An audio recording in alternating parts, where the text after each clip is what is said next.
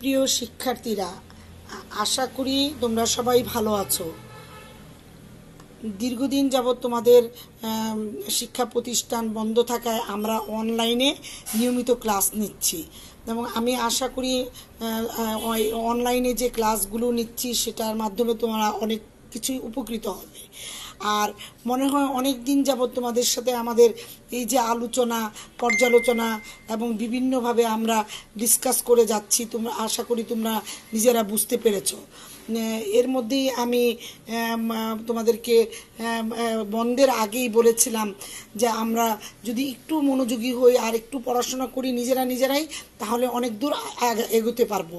তাহলে শোনো শিক্ষার্থীরা, তোমরা নিশ্চয়ই এর মধ্যে বাসায় নিজ নিজ দায়িত্বে নিজেরা পড়ালেখা করেছো এবং নিজেরা অনেকটুকুই এগিয়েছো। তবে আজ আমি তোমাদের ডেভেলপমেন্ট সাইকোলজি, বিকাশমূলক মনোবিজ্ঞানের তোমাদেরকে আমি পড়াবো এবং ডেভেলপমেন্ট সাইকোলজি মানে তোমাদের আমি মনোবিজ্ঞান, আমি ফারাজ জাহান বেগম তোমাদেরকে আজকে ডেভেলপমেন্ট সাইকোলজির চ্যাপ্টার হচ্ছে বিকাশ মনোবিজ্ঞান। এখানে আমাদেরকে বলে রাখা উচিত যে তোমাদেরকে প্রথমেই যে বিকাশ মনোবিজ্ঞানটা কী, ডেভেলপমেন্ট সাইকোলজিটা কী। আসলে ডেভেলপমেন্ট সাইকোলজি সম্পর্কে জানতে হলে প্রথমেই আমাদেরকে ধারণা সম্পর্কে অবগত হতে হবে। যে কোনো কিছু পড়তে হলে প্রথমে নিজের চিন্তন, বুদ্ধি, বিচক্ষণতা এবং এগুলোর মাধ্যমেই আমরা সব কিছু মূল্যায়ন করে যাই। তাহলে আমরা ক্লাসে ফিরে যাই এবং আমরা ক্লাসের মাধ্যমে তোমাদেরকে ডেভেলপমেন্ট সাইকোলজি মানে বিকাশমূলক মনোবিজ্ঞান কাকে বলে বা বিকাশ মনোবিজ্ঞান কি সেটা সম্পর্কে ধারণা দেই। তাহলে বিকাশ মনোবিজ্ঞান সম্পর্কে জানার পূর্বেই বিকাশ সম্পর্কে ধারণা থাকা প্রয়োজন, তাই না? তাহলে আমরা বলছি কি যে বিকাশ হলো একটি তাৎপর্যপূর্ণ পরিবর্তন যার সাথে বৃদ্ধি এবং ক্ষয় জড়িত। সমগ্র জীবনকালের সামগ্রিক দিক বিকাশ প্রক্রিয়ার অধীন। নবজাতকের পেশি সঞ্চালন ক্ষমতার বিকাশ, হামাগুড়ির সাহায্যে কোনো বস্তুর কাছে যাওয়া, পরবর্তীতে দাঁড়ানো এবং হাঁটতে শেখা, শিশুর দৈহিক উচ্চতা বৃদ্ধি পাওয়া, বার্ধক্য, দৃষ্টিশক্তি হ্রাস, দৈহিক বিভিন্ন ক্ষমতা হ্রাস ইত্যাদি বিকাশের উদাহরণ। তাহলে আমরা কি বলছি যে বিকাশমূলক মনোবিজ্ঞানটা কী এবং বিকাশটা কী এবং কিভাবে আমরা এটা একটা ডেভেলপমেন্টভাবে আমরা দেখতে পাই।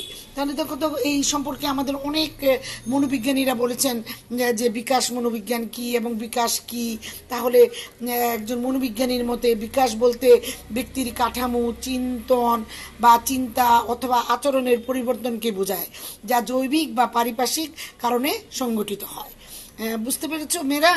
শিক্ষার্থীরা শোনো, তোমরা একটু খেয়াল করো যে এখানে একটু আমরা কি বলছি যে বিকাশ কি, বিকাশ কাকে বলে, তাই না?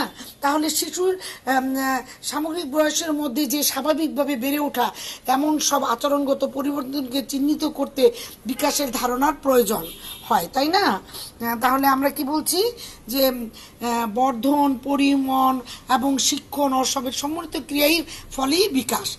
সুতরাং আমরা বিকাশ মনোবিজ্ঞানটা কি এবং বিকাশটা কি এই সম্পর্কে তোমাদেরকে ভালোভাবে বলছি। আমি মনে করি যে আশা করি তোমরা এটা একটু যদি মনোযোগী হও আর একটু খেয়াল করো তাহলে নিশ্চয়ই এই সম্পর্কে ধারণা করতে পারবে।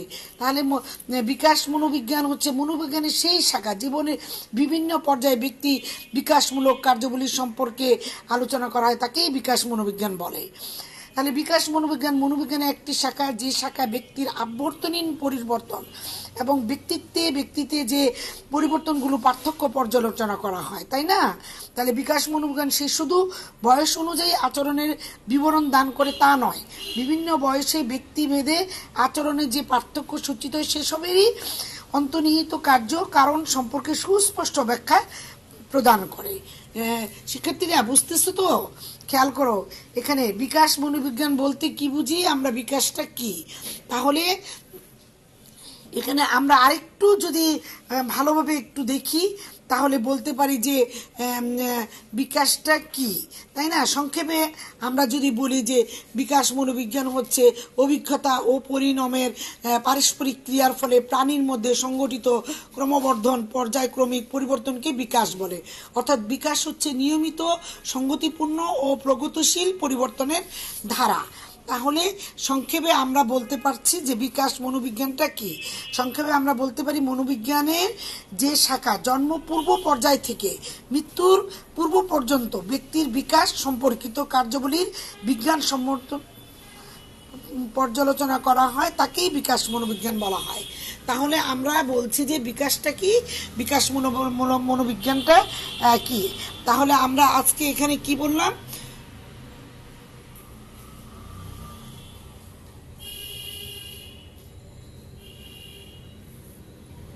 বিকাশ মনোবিজ্ঞানটা কি সে সম্পর্কে আমি তোমাদেরকে সম্পূর্ণ ধারণা দিলাম। বিকাশটা কি এবং বিকাশমূলক মনোবিজ্ঞানটা কাকে বলে বুঝতে পেরেছো মেয়েরা? এখানে আমি লাস্টে তোমাদেরকে একটা বলেছিলাম যে যে দেখো জন্ম থেকে মৃত্যুর আগ পর্যন্ত বিকাশ আমাদের সাথে সম্পর্কিত, তাই না? বিকাশ আমরা জন্ম থেকে মৃত্যু পর্যন্ত যে যে কার্যাবলী বিজ্ঞানসম্মত পর্যালোচনা করে তাকেই আমরা বিকাশমূলক মনোবিজ্ঞান বলে থাকি। তাহলে আজ আমরা বিকাশ মনোবিজ্ঞান কি সে সম্পর্কে তোমাদেরকে বললাম। এখন আমি তোমাদেরকে বিকাশের নীতি পর্যায়ক্রমে আলোচনা করব। তাহলে চলো আমরা বিকাশের নীতি সম্পর্কে ধারণা দেই। তাহলে বিকাশের নীতি কি? বিকাশের মানে আমরা এখানে বলছি কি প্রিন্সিপাল অফ ডেভেলপমেন্ট, মানে বিকাশমূলক মনোবিজ্ঞানের নীতিসমূহগুলো কি কি সে সম্পর্কে তোমাদেরকে আজকে আমরা বিস্তারিতভাবে আলোচনা করছি। তাহলে বিকাশের নীতি, মানব শিশুর বিকাশ হলো একটি ক্রমাগত প্রক্রিয়া। এই বিকাশ প্রক্রিয়ার কতগুলো নীতি রয়েছে। মানব শিশু বিকাশের প্রতিটি ধাপে আলাদা বৈশিষ্ট্য লক্ষ্য করা যায়। ব্যক্তির স্বাতন্ত্র্যের কারণে প্রত্যেকটি মানব শিশুর বিকাশের মধ্যে পার্থক্য কি পরিলক্ষিত হয় না। এ সত্ত্বে মানব শিশুর বিকাশে কতগুলো নীতি রয়েছে। যেমন ধরুন আমরা বলছি যে মানব শিশুর বিকাশের ধারা সম্পর্কে শিশু মনোবিজ্ঞানীগণ বিকাশের সাধারণ নীতিগুলো আলোচনা করেন। যেমন ধরুন বিভিন্ন নীতিগুলো থাকে সেগুলো সম্পর্কে তারা আলোচনা করে থাকেন। এই অনুযায়ী মতানুসারে শিশুর বিকাশের কি কি ধারা বা নীতি পর্যায়ক্রমে পরিবর্তিত হচ্ছে বা ধাপিত হচ্ছে বা আমরা দেখতে পাচ্ছি, সেগুলো নীতি পর্যায়ক্রমে দেখা যাচ্ছে। তাহলে এক নম্বর হচ্ছে কি বিকাশ পরিবর্তনের সাথে জড়িত।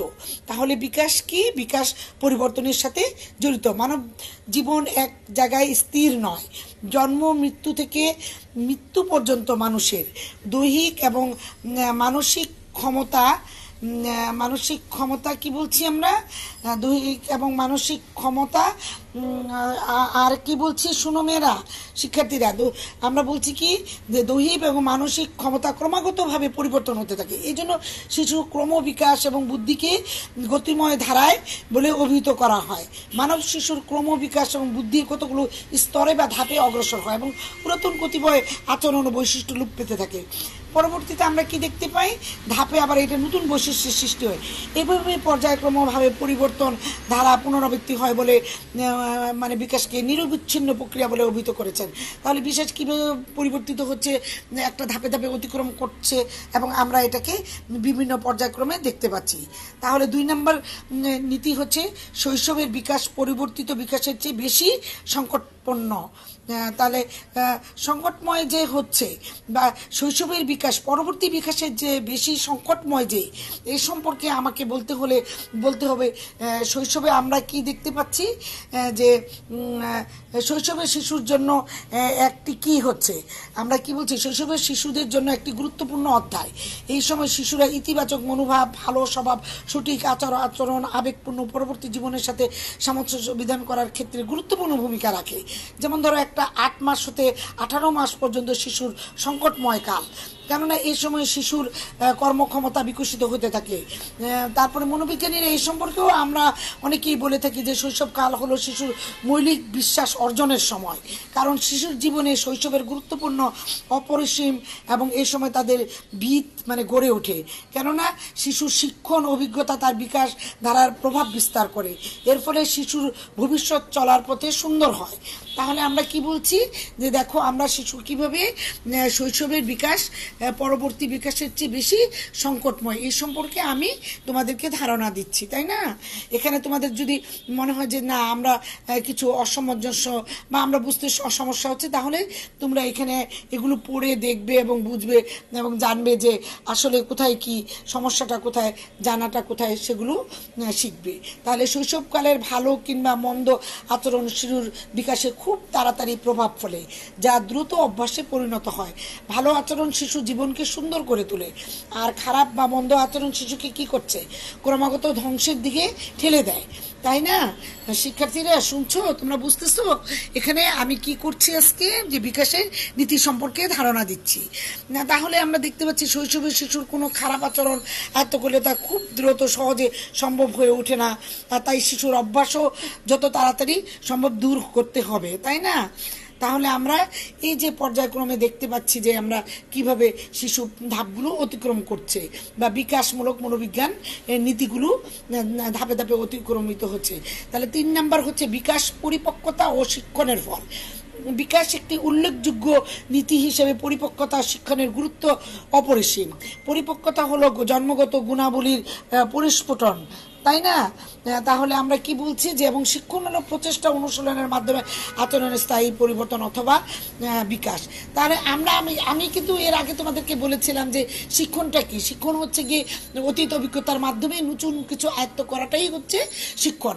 আসলে কি দেখো, আমরা যা তোমরা যে আগে সরা ক খ শিখেছো এবং পরবর্তীতে এগুলো কাজে লাগিয়ে কাজ করেছো, এটা দেখো, তাহলে আগের শিক্ষণ পরের শিক্ষণকে প্রভাবিত করছে না? তাহলে অতীতে যা শিখেছিলে বর্তমানে সেটাকে প্লেস করলে দেখা যায় সেটা আরও ফলপ্রসূ হচ্ছে, তাই না? আগের শিক্ষণ পরবর্তী শিক্ষণকে আরও ত্বরান্বিত করছে। কিভাবে আমরা পরিপক্কতা অর্জন করছি না মেয়েরা? শোনো শিক্ষার্থীরা, কারণ দেখো আমরা যদি ছোটোবেলা থেকে পড়ালেখা যদি ক খ সরা না শিখতাম তাহলে এত দূর এগোতে পারতাম না।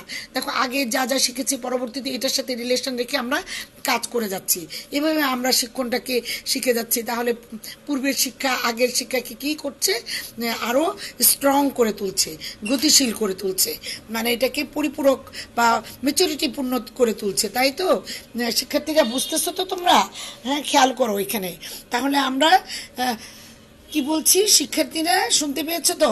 তাহলে আমরা বলছি যে শৈশবের শিক্ষণ কিভাবে কাজে লাগছে, তাই না?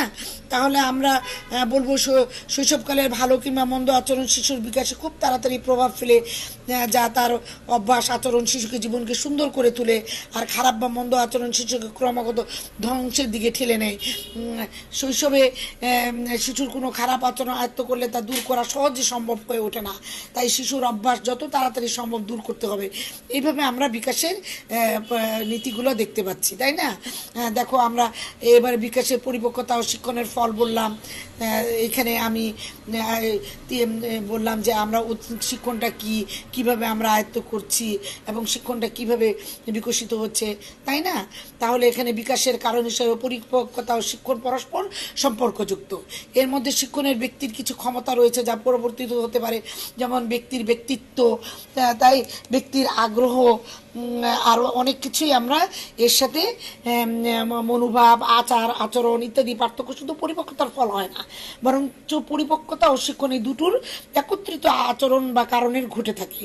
পরিপক্কতা বিকাশ ধারা সীমানা নির্দিষ্ট করে দেয়। শিক্ষণের ক্ষেত্রে শিক্ষণ এবং পরিপক্কতার মাঝে পারস্পরিক সম্পর্ক একটা সময় পর্যন্ত নির্দেশ করে। এই কারণে ব্যক্তি প্রস্তুত না হওয়া পর্যন্ত শিখতে পারে না। বিকাশমূলক প্রস্তুতি বা শিক্ষণ প্রস্তুতি কখনো শিক্ষণ ঘটাতে নির্ধারণ করে। তাহলে আমরা 3 নম্বর পয়েন্ট সম্পর্কে ধারণা দিলাম। এবার চলো আমরা 4 নম্বর বলি। বর্ধনের ধারা অনুমান করা যায়। বিকাশের ক্ষেত্রে দৈহিক আকার, পেশি সঞ্চালন, কথা বলা, বুদ্ধিমত্তা ইত্যাদি বিকাশে মানব শিশুর পূর্ব নির্ধারিত নিয়ম অনুসারে ধারাকে অনুসরণ করে থাকে।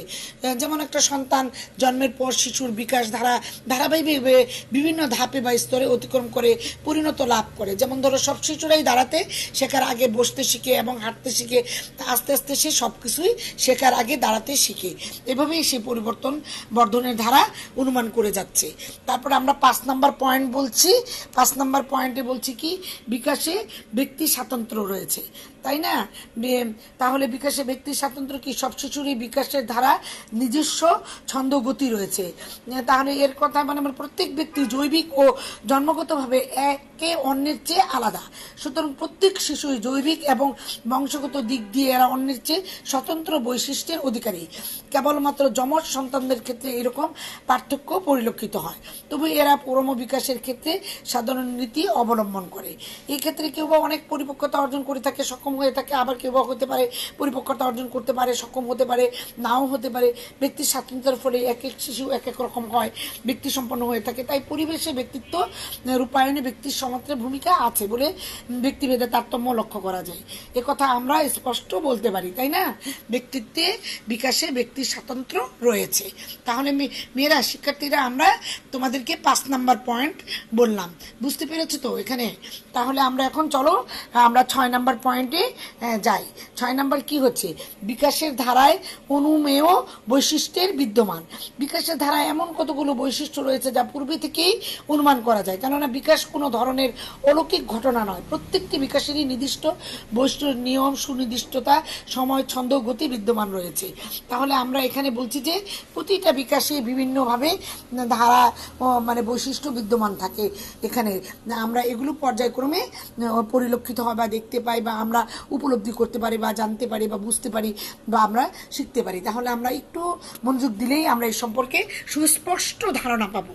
তাহলে তোমরা 7 নাম্বার পয়েন্ট হচ্ছে গিয়ে বিকাশের প্রত্যেকটি ক্ষেত্রে কতগুলো সামাজিক প্রত্যাশা বিদ্যমান। তাহলে বিকাশের প্রত্যেকটি ক্ষেত্রে সকল শিশু সমাজের কাছে কিছু প্রত্যাশা করে থাকে।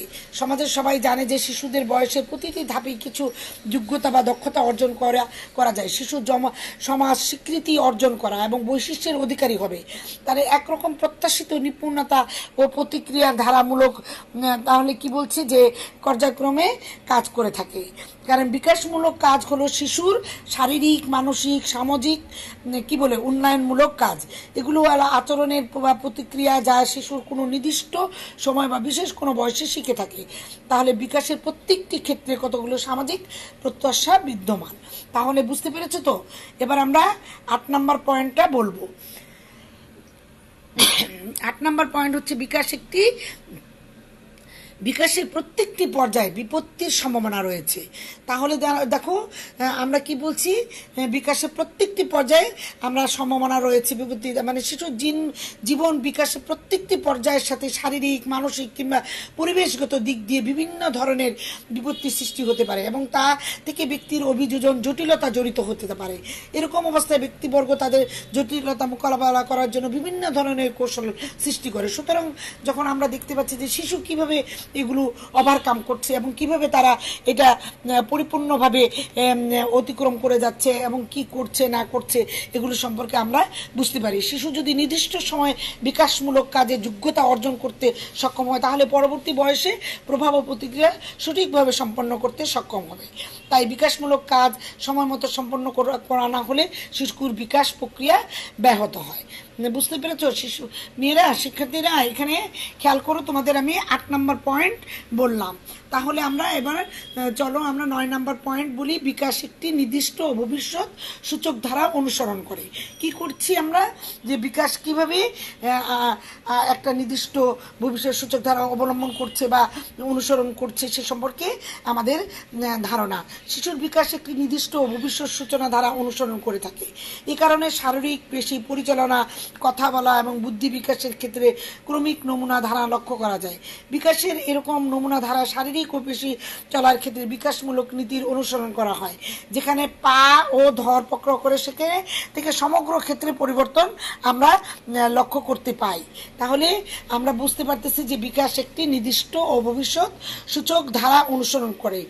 প্রতিটি মানুষ এবং মানবের ক্ষেত্রে, শিশুর ক্ষেত্রে এবং আমরা বাস্তবের ক্ষেত্রে দেখতে পাই শিশুরা কিভাবে তাদের বিকাশমূলক মনোবিজ্ঞানটাকে ডেভেলপমেন্ট সাইকোলজিতে তারা ওভারকাম করে যাচ্ছে, তাই না? তাহলে আমরা 10 নম্বর পয়েন্টে চলে যাব। এবার আমরা 10 নম্বর, বিকাশ বিভিন্ন পর্যায়ে সুখের অনুভূতি আলাদা। যেমন ধরো শিশুর জীবনের সবচেয়ে সুখের ও মধুময় সময় হলো শৈশবকাল। কারণ কি আমরা শৈশবকালকে কেন বলছি, কারণ সুখ কথাটি যদিও আপেক্ষিক একটি ব্যাপার, এক একজনের কাছে সুখের অনুভূতি এক এক রকম।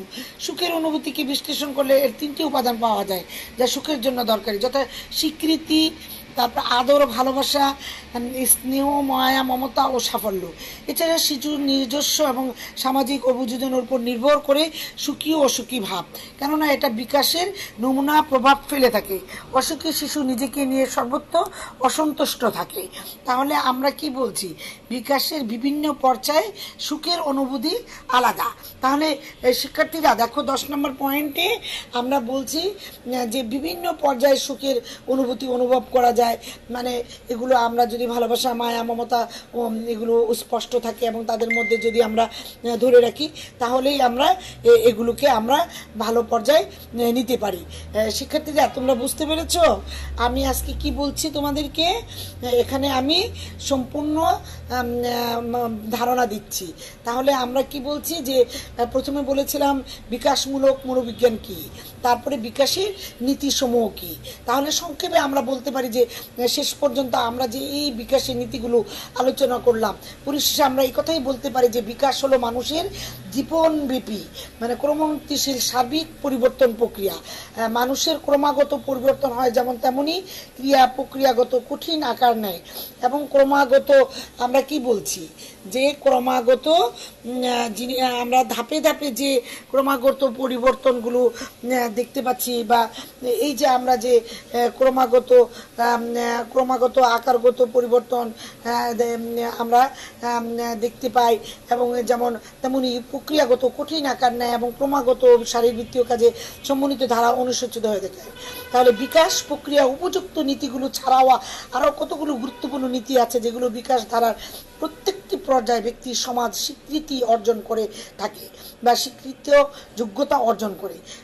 শিশুর বিকাশে এই নীতিগুলো সম্পর্কে জ্ঞান থাকলে শিশুর কোন বয়সে কোনটা স্বাভাবিক কোনটা অস্বাভাবিক তা বোঝা সহজ হয় এবং সেভাবে পরিচালনা করা যায়। যেমন বাবা মা বা অভিভাবকগণ হতাশা না হয়ে শিশুর আচরণগত পার্থক্য মেনে নিয়ে শিশুকে বেড়ে উঠতে সহযোগিতা করতে পারেন। এর ফলে সব শিশু উন্নতি মানে উন্নতি উল্লিখিত আচরণ সংগ্রহ গ্রহণ করে সুস্থ স্বাভাবিকভাবে জীবনযাপন করতে সক্ষম হয়।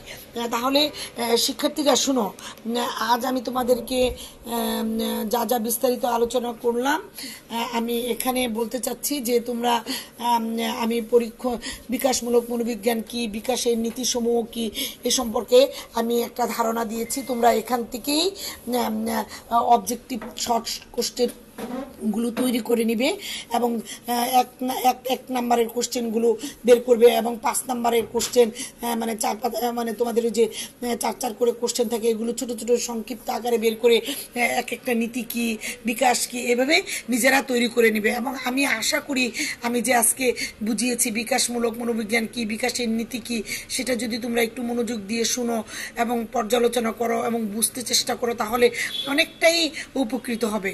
এবং আমি মনে করি যে তোমরা এখানে এই যে আজকের শিক্ষণটা, এই যে আজকে আমি যে পড়ালাম বিকাশমূলক ডেভেলপমেন্ট সাইকোলজির বিভিন্ন পর্যায়গুলো, এগুলো আমি পরবর্তী ক্লাসে তোমাদেরকে অন্য একটা চ্যাপ্টার নিয়ে আরও বিস্তারিত আলোচনা করব। আজকে আমি তোমাদের বিকাশমূলক মনোবিজ্ঞান কি, বিকাশের নীতিসমূহ কি এবং এই সম্পর্কে তোমাদেরকে ধারণা দিলাম এবং তোমরা এটা মনোযোগ দিয়ে শুনবে। এর আগে তোমরা নিশ্চয়ই আমরা সবাই তোমাদেরকে এখন অনলাইনে সমস্ত টিচাররাই অনলাইনে ক্লাস নিচ্ছে, তোমরা অনলাইনের ক্লাসগুলো মনোযোগ সহকারে দেখবে এবং বুঝবে, তখনই তোমাদের জিনিসটা আরও একটু ক্লিয়ার হবে, ধারণা আসবে এবং আমাদের এই লেকচারগুলো একটু ফলো করলে তাহলে তোমাদের জন্য আরও সমস্যা সমাধান হবে। এবং এই করে তোমরা যদি নিজস্ব ধারা অবলম্বন করে এগুলো যদি ফলো আপ করো এবং নিজেরা পড়ো, বাসায় বসে শোনো, অবসর সময়গুলো শুধু অযথা সময় নষ্ট না করে কিছু সময় পড়াশোনা করবে, কিছু সময় অন্য কাজে ব্যয় করবে, কিন্তু একেবারেই পড়াশোনা ছেড়ে বাসায় বসে থাকবে না, পাশাপাশি পড়বে, লিখবে, প্রশ্ন করবে, পরীক্ষা দিবে নিজে। পরবর্তীতে তোমাদের অনেক উপকার হবে এবং দেখবে যদি হঠাৎ করে আমরা যদি একটা পরীক্ষার আসে তাহলে তোমাদের কোনো সমস্যা হবে না, তোমরা ওভারকাম করতে পারবে। আমি আশা করি শিক্ষার্থীরা তোমরা বুঝতে পেরেছো আজ। তাহলে আমি তোমাদের এইখানেই বিকাশমূলক মনোবিজ্ঞানের এই কোশ্চেনগুলো নিয়ে আলোচনা করলাম। আশা করি তোমরা বুঝতে পেরেছো। তাহলে তোমাদের সার্বিক মানে সবাইকে সুস্থতা কামনা করে এবং সার্বিক মঙ্গল কামনা করে তোমরা স্বাভাবিক তোমরা যাতে সুস্থ থাকো এবং ভালো থাকো এবং আশা করি, এবং তোমরা যাতে নিজ নিজ নিরাপদ অবস্থানে থেকে নিজেরা সুস্থতার সাথে পড়ালেখা করো, এবং আমি সার্বিক মঙ্গল কামনা করে তোমাদের আজকে এখানেই এ পর্যন্ত। তাহলে আজ এখানেই শেষ করছি। আল্লাহ হাফেজ।